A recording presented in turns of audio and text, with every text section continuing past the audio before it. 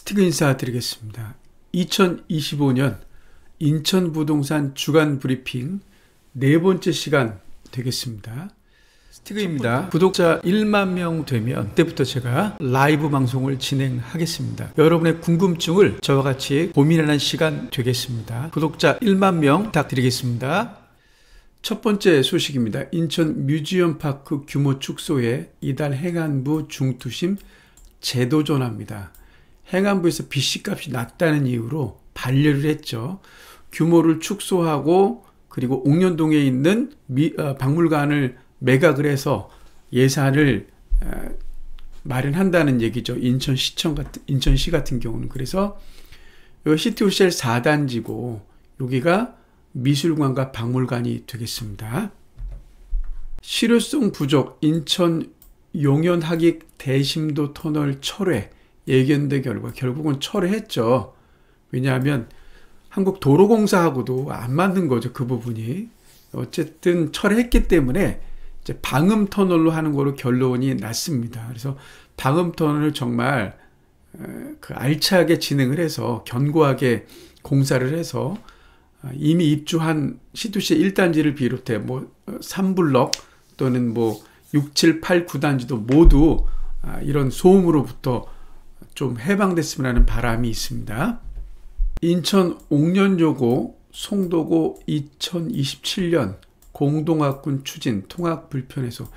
제가 예전에도 한번 말씀드렸지만 교사로서 이거 옥년요고나 송도고등학교가 공동학군이 되는 거 별로 어려운 게 아니라 그랬죠. 그래서 아마 무난하게 될 듯 합니다. 아울러 시티호텔 그 1블럭에 그 옆에 보면 1만 3천여 세대 입주에도 고등학교 설립 나라. 그래서 고등학교가 들어오는 게 시티호텔 단지 내에 좋지만 이게 인근에 있는 인왕고등학교, 인하부고, 하기고등학교 그리고 하기요고 이렇게 4개 학교가 주위에 있는데 이 중에서 하나 정도가 남녀고등학교로 전환된다 그러면 이런 것들 조금 특히 남학교 같은 경우 하기고등학교나 인왕고등학교, 인하부고 이렇게 3개 정도에서 남녀공학으로 전환된다 그러면 아마 용현동에 그 여학생을 둔 그 학부모님 같은 경우는 굉장히 안심할 것 같은데 이것도 쉽지 않은 문제 같아요. 어쨌든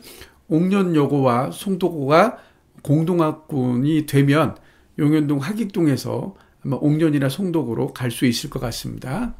경인고속도로 지하화 예타 통과 1조 3천억 원 투입해서 청라부터 신월 IC까지 15.3km를 지하화를 한다 그러죠. 그래서 교통 혼잡과 도심 단절 해소하고 일평균 20만 대 통행량 개선 기대. 2017년 이후에 경제성 부족으로 중단됐다가 이번에 사업성을 인정받았습니다. 그래서 인천 균형 발전 마중물 될 것. 그래서 경인고속도로가 남북 간에 단절이 되잖아요. 특히 이 계양구하고 이쪽에 부평구 쪽이 굉장히 피해를 많이 보는데 지하화 된다 그러면 정말 구도심의 활력을 불어넣을 수 있을 것 같습니다. 근데 이게 워낙 예산이 많이 투입되기 때문에 제가 보기에는 10년도 더 기다릴 것 같아요. 아마 10년에서 한 20년 정도 봅니다. 그 뒤에는 아마 이제 완성이 돼서 이제 지하로 다니겠죠. 연수구 분구 얘기가 내년에 지방선거 관련해서 아마 송도 특별자치구 설치 논란에 이제 불을 붙일 것 같습니다. 그래서 이게 좀 분구가 되는 게 인구가 50만이 기준인데 50만이 되면 이제 분구 가능성이 있는데 그 연수구 같은 경우는 지금 30만 명밖에 안 되죠. 이 중에서 기존에 있던 그 연수구 동춘동이 13만이고 송도가 17만 명인데 50만 명이 돼야 하는데 아직 안 되기 때문에 조건이 안 되는데 송도 같은 경우는 지금 이게 이제 연수구에 묶여 있다 보니까 아무래도 좀 불편하죠. 자유경제구역청하고 연수구청하고 좀 이원화돼서 행정을 꾸려가는데 이것도 좀 불편한 겁니다. 그래서 제가 보기에는 연수구에서 송도구가 분구되는 게 맞을 것 같아요. 그래야지만 송도 자치적으로 뭔가 이렇게 사업을 할 수 있을 것 같습니다. 그래서 그 시기가 문제지 분구가 되는 건 확정적이고 내년 그 지선에서 정말 이슈화 될 것 같습니다. 인천 서구 검단 물류센터 인가하면 건축 허가 풀어 소송 불사 그랬습니다.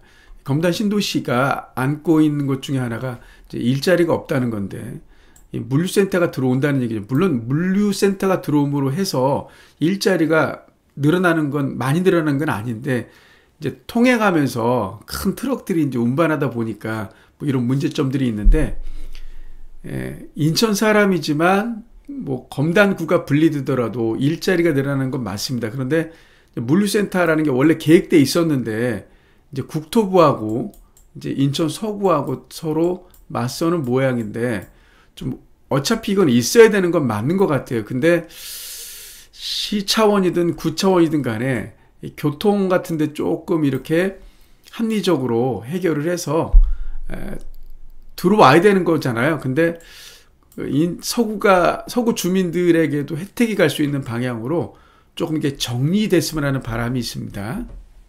장애인 특별공급 얘기 좀 말씀드리겠는데요. 이 수도권이라 하면 서울, 인천, 경기를 얘기하죠.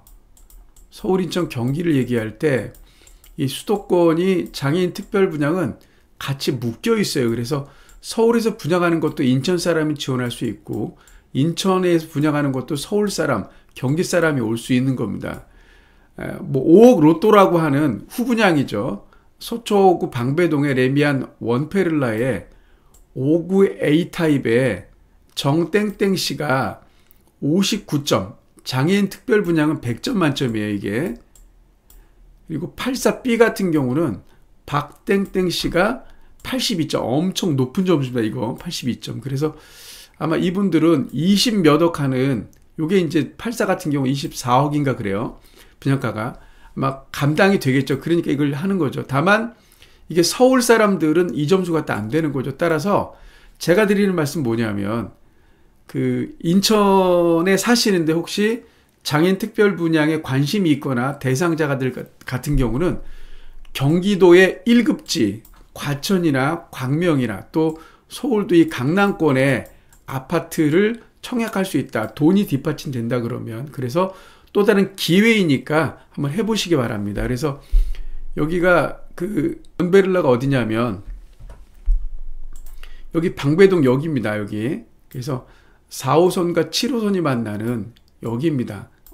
제가 뭐 서울은 잘 모르지만 어쨌든 강남구 방배동 굉장히 비싼 데 중에 하나잖아요. 그래서 뭐 서울 쪽도 장애인 특별 분양을 좀 관심 가져주는 게 어떨까라고 생각을 합니다. 요거 댓글 다시면 제가 아는 범위 내에서 좀 말씀을 드리겠습니다. 이번 주 인천 부동산 주간 브리핑은 여기까지입니다. 다음 주에 설이 앞두고 있네요. 설 앞두고 있네요. 자, 새해 복 많이 받으세요. 다음 주에 뵙겠습니다. 감사합니다.